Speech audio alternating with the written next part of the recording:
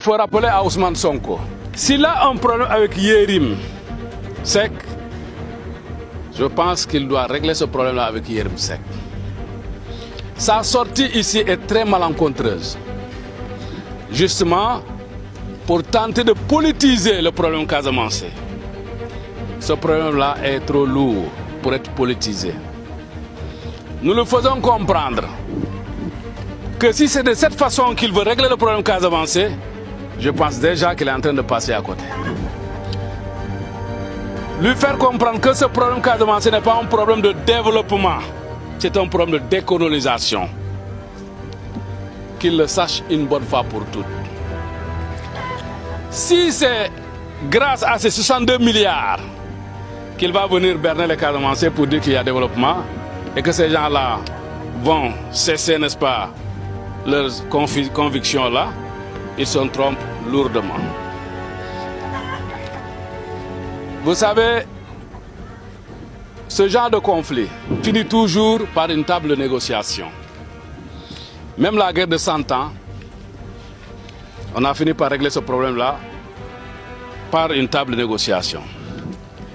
Et si ces gens-là pensent que, j'ai entendu dire, il y a un problème entre eux et le général Kandé, qu'on a affecté ailleurs, et que ce dernier, n'est-ce pas, balayé toute la Casamance. Cela veut dire pour eux qu'il n'y a plus nécessité, n'est-ce pas, de négocier ou d'avoir des pourparlers avec les Casamançais. D'accord? Maintenant, voyons voir comment lui va s'en prendre, n'est-ce pas, pour régler ce problème-là. Parce que tous ses prédécesseurs ont tenté chacun à sa manière. Ah, le premier, lui, s'est enfui. Parce qu'il ne pouvait pas. Il est parti et a laissé un de ses fils, en l'occurrence M. Diouf. Ce dernier, lui, n'y est pas venu de main morte. Parce qu'il a chargé l'armée à tirer sur tout ce qui bouge. Finalement, il est venu ici à Ziguinchor pour demander pardon. Dire à Casamance du Bonken. Nous sommes venus avec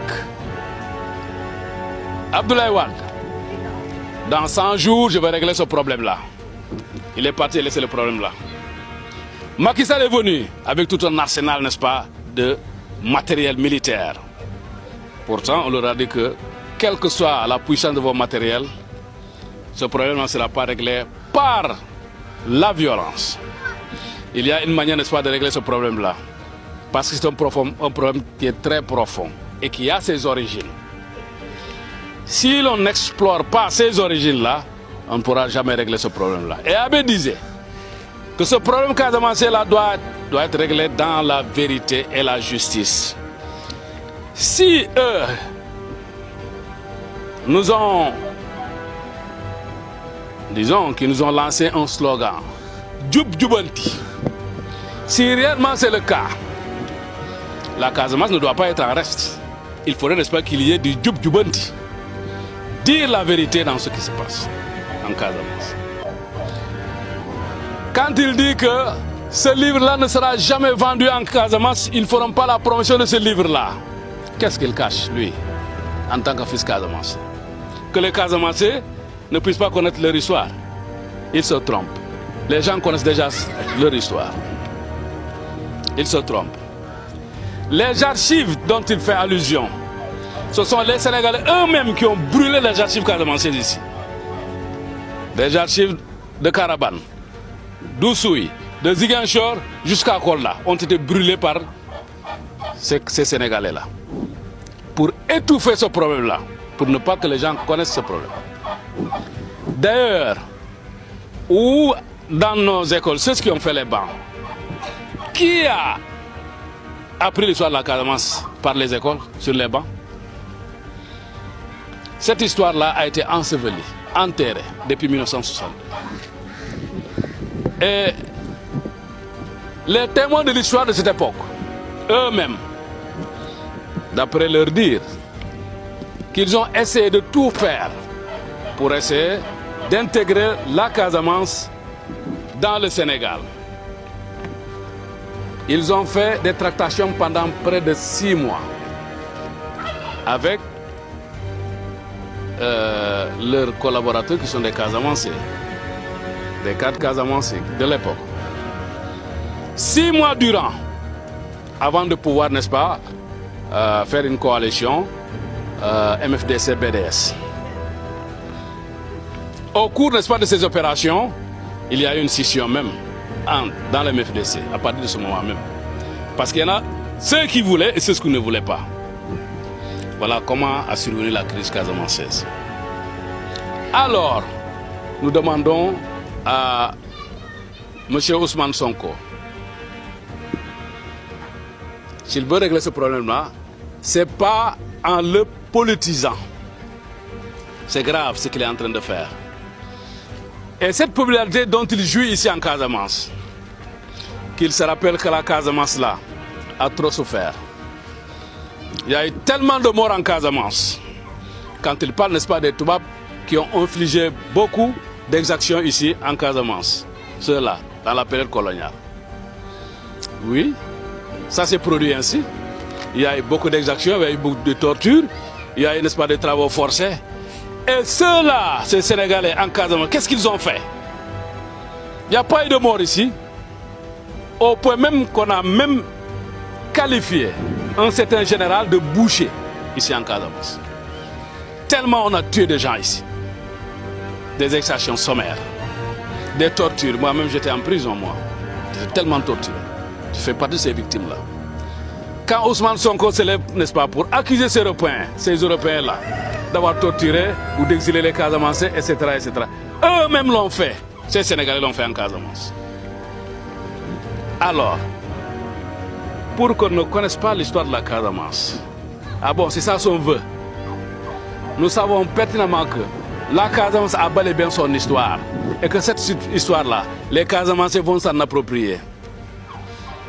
Abbé nous a dit qu'un jour, la vérité éclatera. Et voilà comment est-ce que la vérité est en train, n'est-ce pas, de surgir, pas à pas. Quand les Casamancés seront tous édifiés, nous verrons où est-ce que nous allons. Qu'ils viennent développer de toute façon. Ils ont la liberté de faire ici ce qu'ils peuvent. Ils n'ont qu'à développer la Casamance. Ce n'est pas ce qui va nous retenir, n'est-ce pas, dans le sens, n'est-ce pas, d'aller à l'indépendance. Non.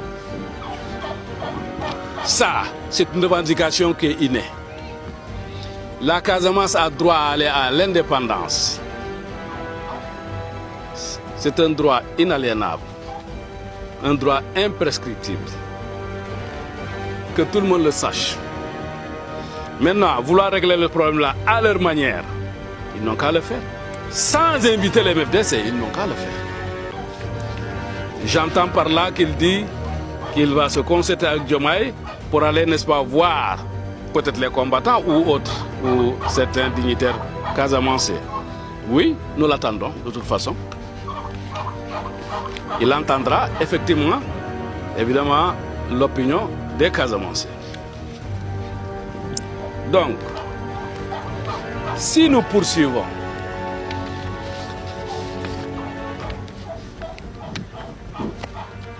il y a eu un scénario qui s'était déroulé dans la zone des Palmiers, précisément à Essom-Selachai, ces mois derniers.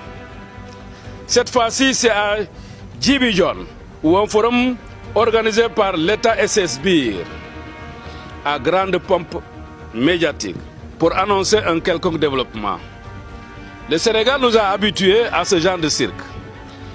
Et plus pire, on utilise les fils de la Casamance pour organiser un mensonge, une tromperie, des promesses fallacieuses de politiciens, un saupoudrage, une mascarade. Car ces promesses qui ne tiennent jamais. Et le malheur de tout ça, c'est dû à une guerre qui nous a été imposée par le Sénégal, que cautionnent ces soi-disant cadres casamancés qui ne sont là que pour leur intérêt crypto-personnel. Un forum à Djibijon, au moment où les populations de Xinjiang et alentours subissent des razzias par ceux qui sont censés les protéger.